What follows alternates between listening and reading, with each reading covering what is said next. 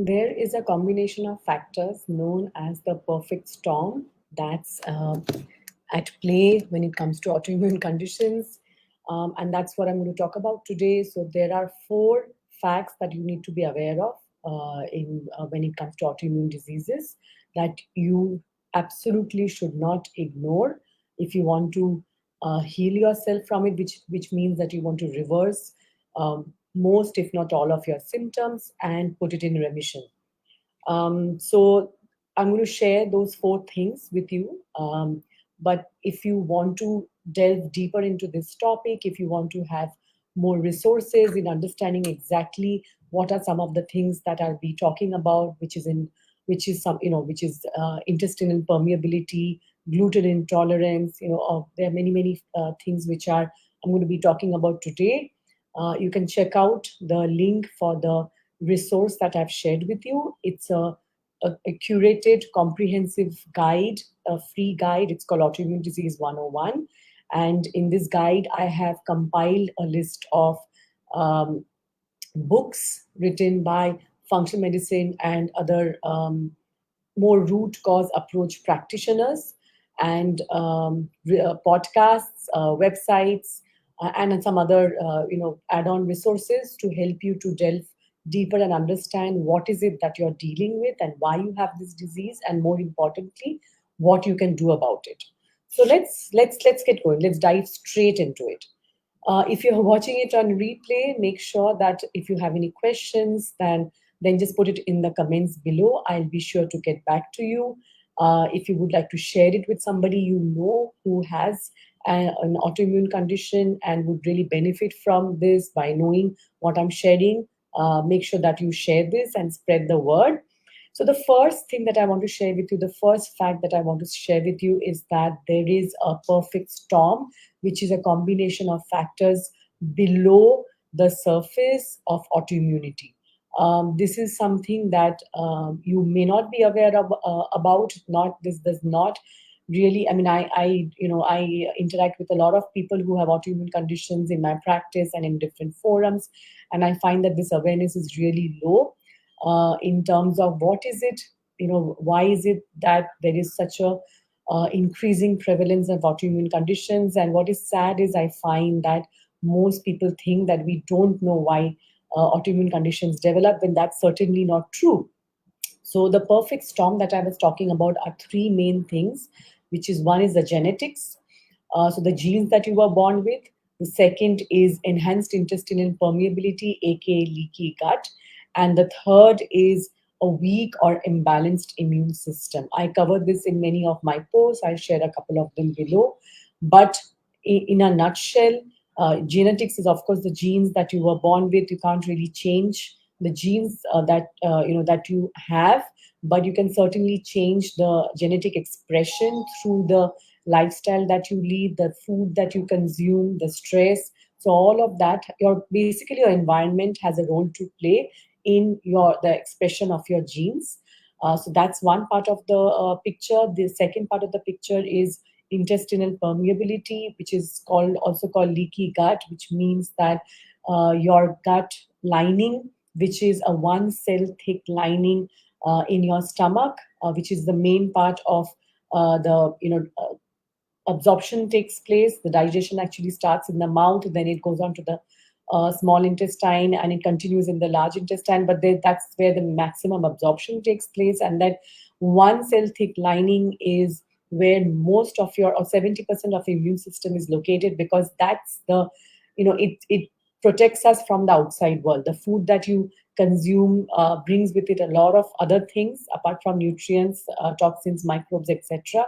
So it's that connection to the outer world. So this one cell thick lining is responsible to keep you safe and protected from any kind of threat. And if these junctions are very tight and semi-permeable, only allowing certain nutrients to go through, only allowing completely digested food to go through. But what happens is that if there is poor digestion, absorption, there is imbalance in the gut microbes. There can be there are different reasons for this, why it happens.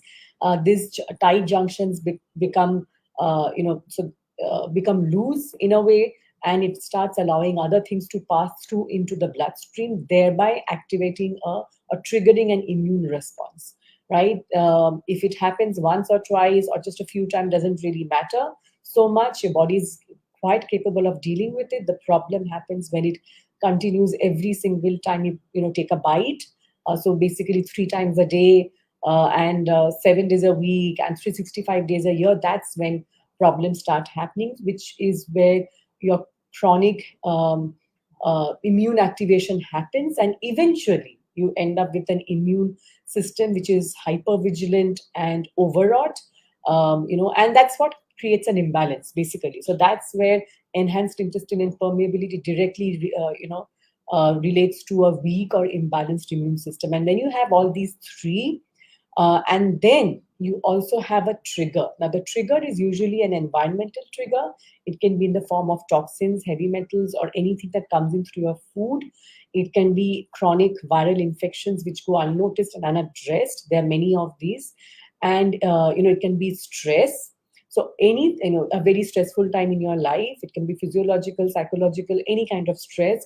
And when you have this, all the combination of this perfect storm plus this trigger, that's when you typically have a chronic autoimmune activation. So, whether you have lupus, whether you have multiple sclerosis, whether you have psoriasis, whether you have Hashimoto's, whether you have Graves' disease, any kind of autoimmune, and the 100 other autoimmune diseases that we have named, this is how our chronic autoimmune activation begins, right? So, this is the first extremely important fact of all autoimmune disease activation. The second is that we need to adopt a root cause approach to autoimmunity. I think now that you're aware of what is really at play, you understand the importance of addressing the root causes below your autoimmunity, which means that there are certain imbalances and deficiencies, typically nutrient deficiency, that have to be addressed, right? It's a chicken and egg situation. Typically, we start with, most diseases begin in the gut. In fact, Hippocrates said that several thousand years ago, that all diseases begin in the gut. And certainly we know now, research shows that chronic diseases certainly start in the gut. That means your gut health is of prime importance, is critical really, for any kind of chronic illness, and certainly for autoimmune diseases. So adopting a root cause approach is necessary, because if your gut health is weak, if your gut, you have trillions of microbes in your gut, it's a symbiotic relationship. In a way, the food that we eat is actually meant for the bacteria to thrive, the microbes to thrive in our gut. And we have a give and take thing. We feed them and they keep us safe. They produce enzymes. They help us absorb. They help in creating neurotransmitters. There are many things. And more importantly, they also help in training and regulating, the immune system and keeping it balanced. So if there is anything that goes wrong there, then what happens is that this connection, so, because of this connection between your gut and your immune system, the immune system gets dysregulated. Again, coming back to the reason why, immune dysregulation is at the root of all autoimmune diseases, right? So this is the other thing. So adopting a root cause approach and understanding what are the imbalances there and addressing it, understanding what are the deficiencies, because what happens is that when we have weak digestion, there is malabsorption, we obviously become deficient in certain nutrients, and no matter how healthy we eat, we're just not able to absorb them. That is because digest them, absorb them, and transport them to each and every cell in our body and use them. And that's, so it's not enough to eat healthy. We need to be able to use these nutrients as well. So, and that's because our stomach acid production might have reduced and if that is the case, then our digestive enzyme secretion also suffers. So they're all interconnected, which means that we don't get the nutrients that we require to have a healthy and balanced immune system. And that's why I said it's a chicken and egg situation kind of. So till you address this at the root, you will keep ending up, in a situation where you get slightly better, then you again become unwell. It's like this revolving door of disease, as we call it. So till we address this, till we are made aware of this, that the importance of taking a root cause approach, we will remain stuck right here, right?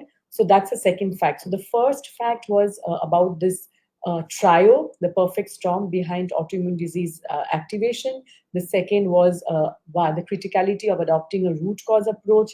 And the third is something you again may not have heard about, that autoimmune diseases are a category of around 100 diseases. It's not one illness, right?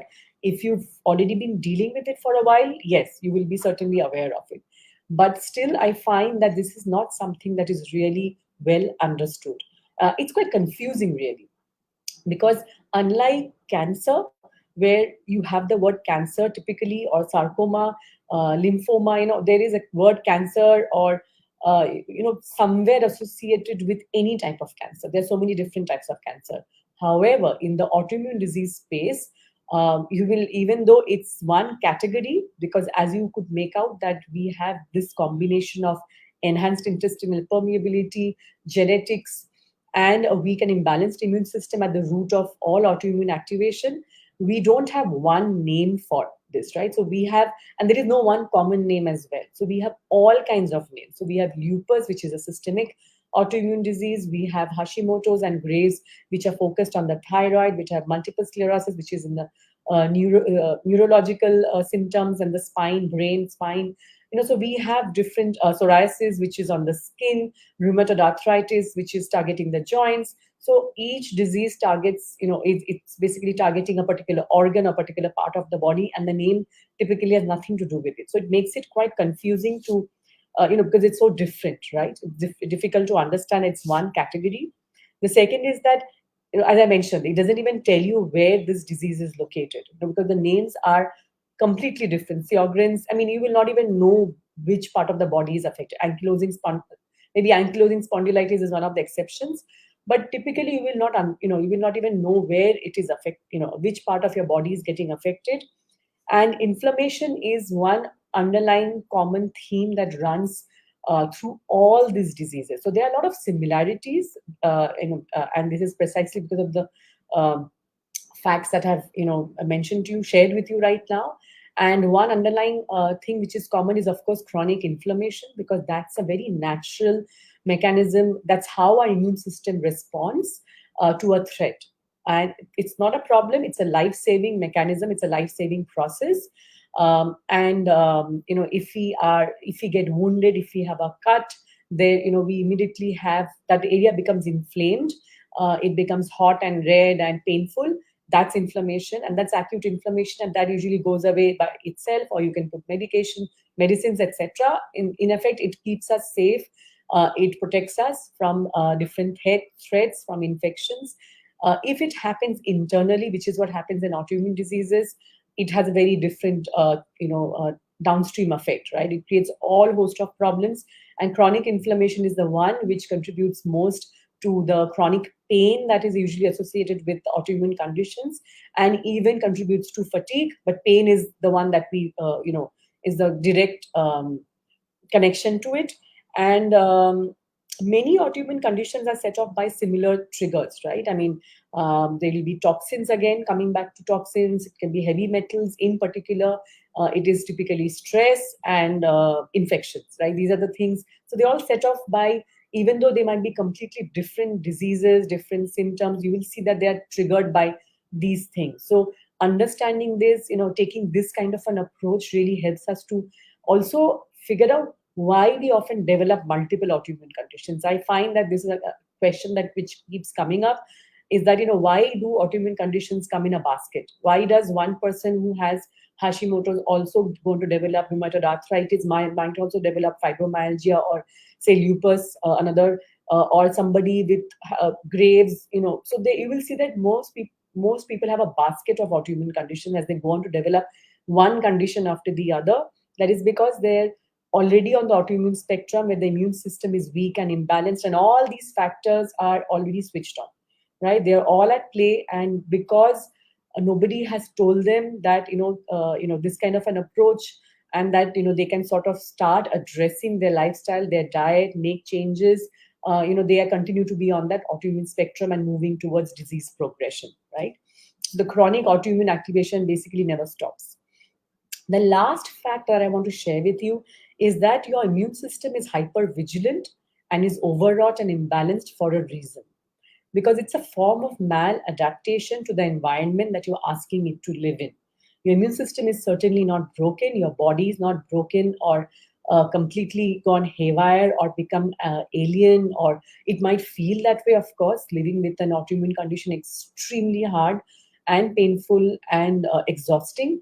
However, it still does not mean that your immune system has completely gone berserk. It's just that over a long period of time, because its job is to simply protect you, it's got activated and now it's not able to switch off, right? And these are the reasons that this is why it happens. And unless you give a you provide a kind of an environment, you create a healing environment. This is what I do with my clients inside my coaching program. We focus on different kinds of tools apart from diet and exercise, whether it's mindfulness, whether it's breathing, whether it's clearing or removing toxins from the environment as much as possible. Many things that we need to do in order to send a message to our immune system that the world is a safe place once again. And so that's when things start to calm down, the inflammation starts going down as your immune system comes back into balance, and becomes appropriately tolerant to all the foods that you're consuming, to all the threats that you're exposed to. Everything need not be a threat, right? I mean, so but as a in case of hypervigilance, everything starts looking like a threat. So that's why you may go on to develop more and more food intolerances, not able to tolerate many different foods.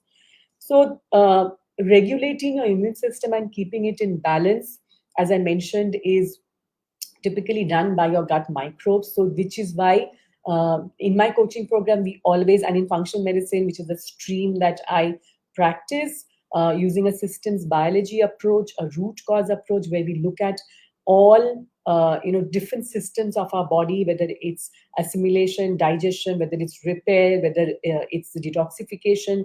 All the we are not made up of discrete body parts or organs. We are one single person. And when we look at autoimmune disease that way, then it becomes much easier to address what is really going on. And in this case, we work on the gut first, so that we can basically improve the health of your gut microbes, which then help to also lower or bring your immune system back into balance, right? As I mentioned, that providing the environment is necessary to heal your body, right? And it's not by one thing that I find that is very common is the approach of being constantly at war with your body. Being at war with your body, is not healing, right? Even using the language that we use is not really helpful. It gives our thoughts, our emotions, our feelings have direct connection to our immune response. And our thoughts, it's a mind body approach, right? So your mind affects your body and your body affects your mind. So the words and the languages and the thoughts do matter. And it can create stress, or it can help you move create calm in your life.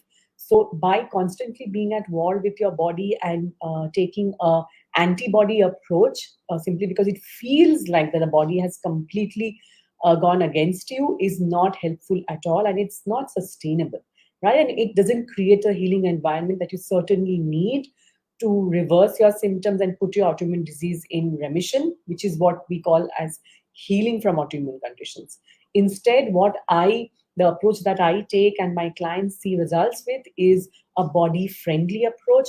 So it's a body friendly autoimmune so I'm like a body friendly autoimmune coach, where we take the view that our body is our friend, and we need to make friends with it. We need to understand, we need to accept the struggles that it is going through right now, and do whatever we can to create an environment that your body, and of course then our immune system, feels safe, and then start sort of, if I can use the word, calming down. So that's what I have to share today. So today I shared with you the 4 facts about autoimmune diseases that you absolutely should not ignore, because they, the whole approach that you take, can completely change your life, can completely change the way you deal with your autoimmune condition. The first one was the perfect storm. behind chronic autoimmune activation. The second was adopting the criticality of adopting a root cause approach. The third is the fact that autoimmune disease is a category and not, of around 100 odd diseases and not one specific illness. And the fourth is that your immune system is not broken. It is hypervigilant and it's become imbalanced for a reason, because and it's a form of maladaptation. So when you understand that, then you can start putting things in your life, or start creating an environment which it helps the immune system to think that your world is a safe place, right? So if I'm going to share with you, I'm shared with you a link below. This is a comprehensive curated guide on all things autoimmune. It's called Autoimmune Disease 101. It's a list of blogs, podcasts, websites, and books which will help you to dive deeper into each topic that I've discussed today. Written, these are all credible experts in the field of functional medicine, autoimmunity, chronic illness, and it covers much beyond just autoimmune disease. They talk about nutrition, diet, and a lot of other things, testing for that matter. So a lot of things that you might be looking for on the internet, I have put together. This is my years of research that I've done. So check it out. If you're watching it on replay, if you have any further questions, make sure that you comment below and I will be sure to get back to you. And of course, if you know somebody who is dealing with any kind of autoimmune condition and would benefit from this, make sure that you share this video with them.